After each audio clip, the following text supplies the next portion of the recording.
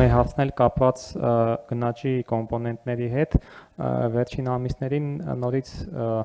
ըստ վիճակագրական կոմիտեի տվյալների այդ ոչ կարգավորվող ծառայությունների գները շարունակում են բավականին բարձր լինել,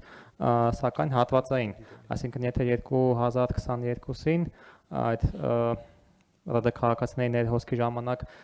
բաց էր թե ռեստորանային ոլորտը, թե հյուրանոցային, այս փուլում ռեստորանայինը մնում է ցածր, իսկ հյուրանոցայինը բարձր։ Արդյոք այսպիսի միկրոմակարդակով չգիտեմ որքանով է էական կենտրոնական բանկի համար, բայց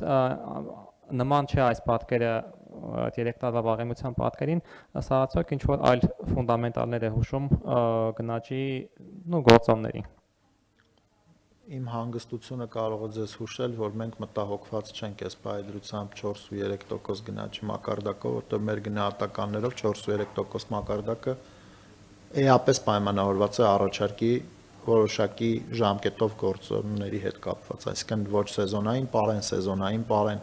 եթե դուք նայեք կան որոշակի ապրանքախմբեր, օրինակ բանջարեղեն միրգ, որոնք էական աճ են ցույց տվել։ Բնականաբար այդ աճին զուգակցվելու է կամ շարունակվելու է այդ աճը որոշակի անկմամբ,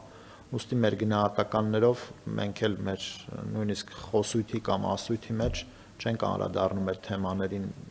մտահոգվածությամբ, որովհետև մենք ըստ էության չենք տեսնում այդտեղ պահանջարկով պայմանավորված գնաճային երևույթներ։ Ուստի ժամանակի ընթացքում այդ ամեն ինչը կվերականգնվի,